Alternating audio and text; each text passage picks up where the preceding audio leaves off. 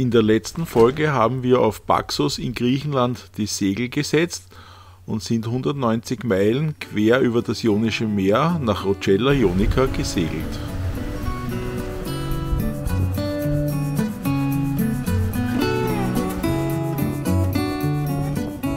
Um in Covid-Zeiten legal nach Italien einreisen zu können, mussten wir uns bereits vorher über das Internet identifizieren und anmelden. Als Einreisedestination hatten wir Rocella Ionica, einen Port of Entry, angegeben. Am Morgen des 7. Juli lichteten wir den Anker und liefen in die Marina ein.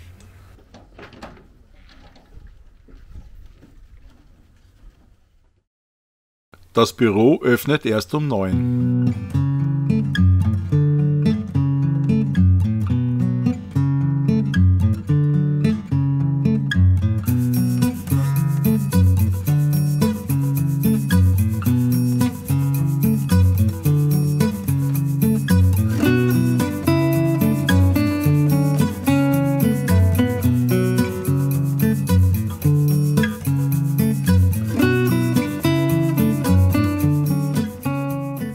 Wir können unsere Gastlandsflagge erst jetzt montieren, da die Flaggenleine abgerissen ist und das eine Ende oben an der Saling war. Sabina hat sie jetzt runtergeholt und jetzt können wir dem Offiziellen Genüge tun. Als die Büros dann deutlich nach 9 Uhr in der Früh öffneten, fühlte sich keiner der dort anwesenden Personen zuständig. Wir wurden von einem Büro ins andere und wieder retour geschickt. Schlussendlich kehrten wir dann unverrichteter Dinge an Bord zurück. Ab diesem Zeitpunkt behandelten wir das Thema Covid an Bord nach folgenden Leitsätzen: Nur nicht ausstrafen und wer viel fragt, geht weit ihr.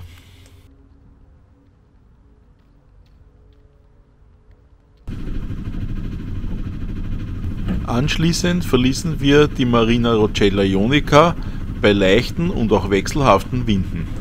Uns war klar, dass wir die Straße von Messina nicht während der Tageszeit durchfahren konnten.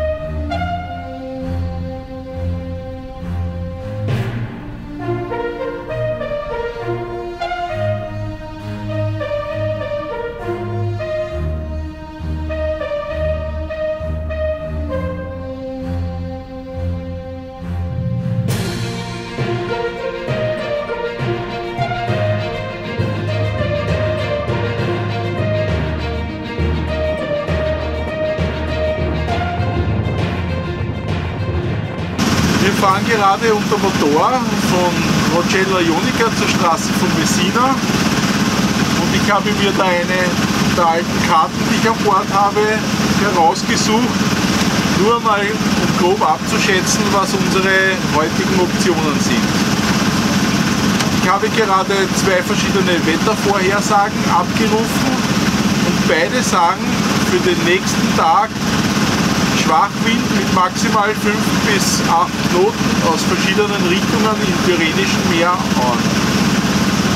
Auch ist heute der günstigste Zeitpunkt für uns, die Straße von Messina zu passieren. In den nächsten Tagen soll wieder vermehrt Nordwind auftreten. Das wollen wir vermeiden. Deswegen werden wir heute die Straße von Messina in der Nacht passieren, also so zwischen 10 und 12 Uhr Mitternacht. Und dann haben wir 2 Optionen.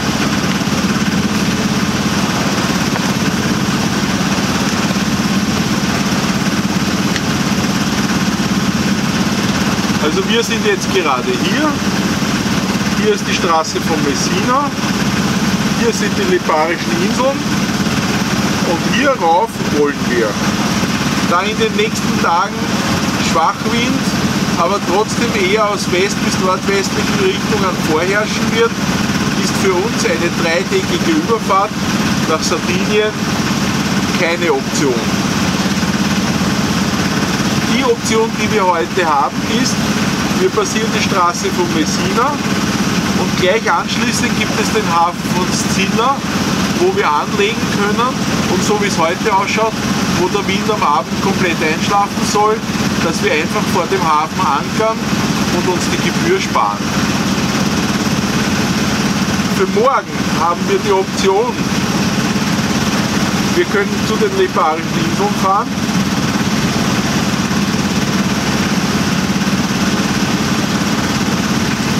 Das sind etwa 35 Meilen bis Lipari.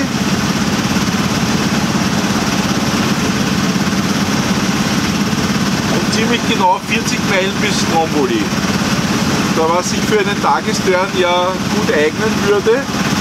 Oder wir schauen, dass wir Strecke machen. Wir haben ja noch 700 Meilen circa bis Südfrankreich vor uns. Und ich möchte ja möglichst zeitig in Südfrankreich ankommen. Es gibt hier bei Cap Palinuro zwei Ankerplätze, einen auf der Nord- und einen auf der Südseite, sodass man hier bei fast allen Winden geschützt ist und die nächste Nacht verbringen kann.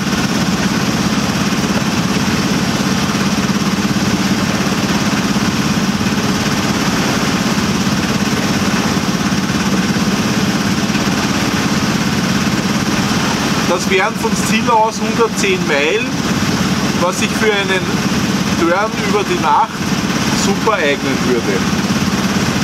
Entscheiden werden wir uns erst dann, wenn wir die Straße von Messina wirklich passiert haben und dann sehen, wie die Wetterverhältnisse sich wirklich darstellen. Aber ich könnte mir vorstellen, dass wir heute noch Richtung Cap Palinuro aufbrechen und dann morgen Abend dort ankommen, vielleicht sogar erst nach Einbruch der Dunkelheit, aber dann einen sicheren Ankerplatz zum Schlafen haben und von Cap Palinuro überlegen wir dann weiter, was unsere nächsten Optionen sein können. Wetterberichte, die älter als 3 Tage sind, würde ich nicht mehr ganz ernst nehmen.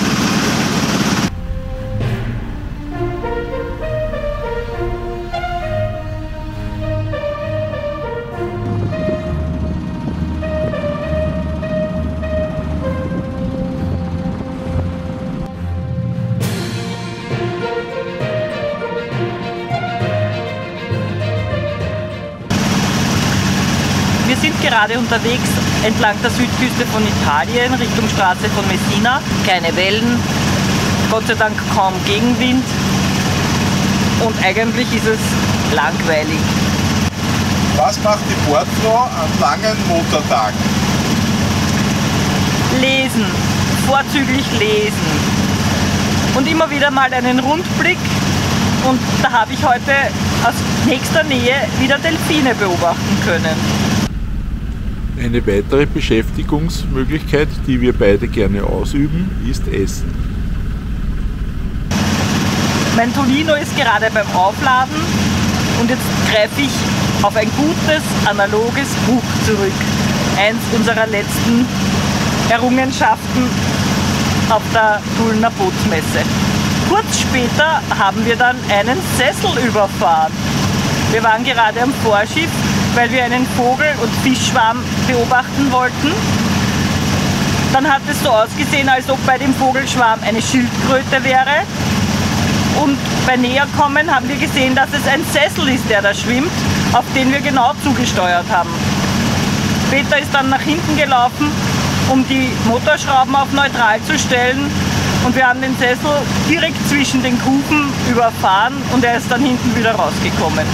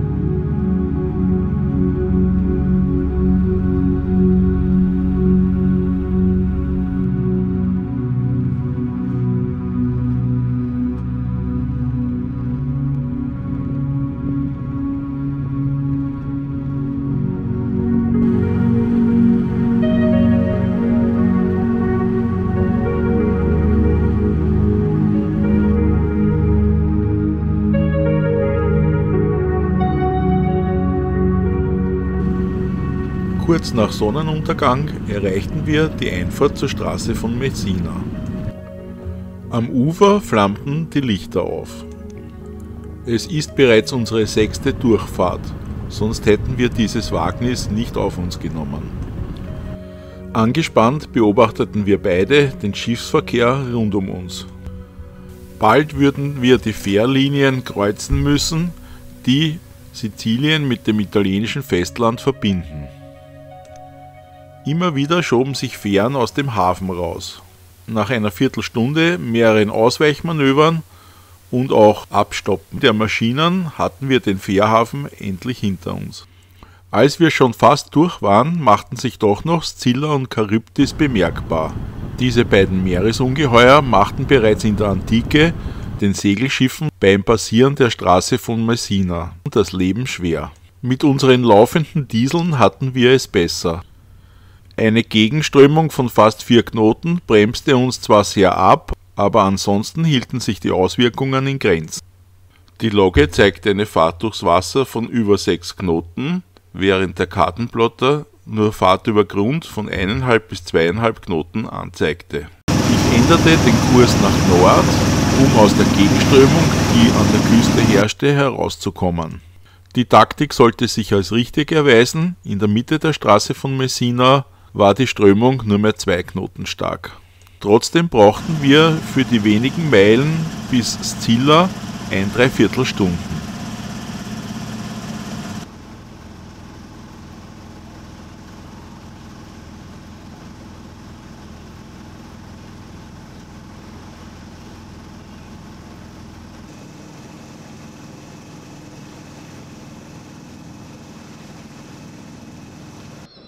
Unsere Ankunft wurde gebührend mit einem kleinen Feuerwerk gefeiert. In der nächsten Folge verlassen wir die wunderschöne Stadt Scylla und brechen zu unserer nächsten Nachtfahrt Richtung Norden auf.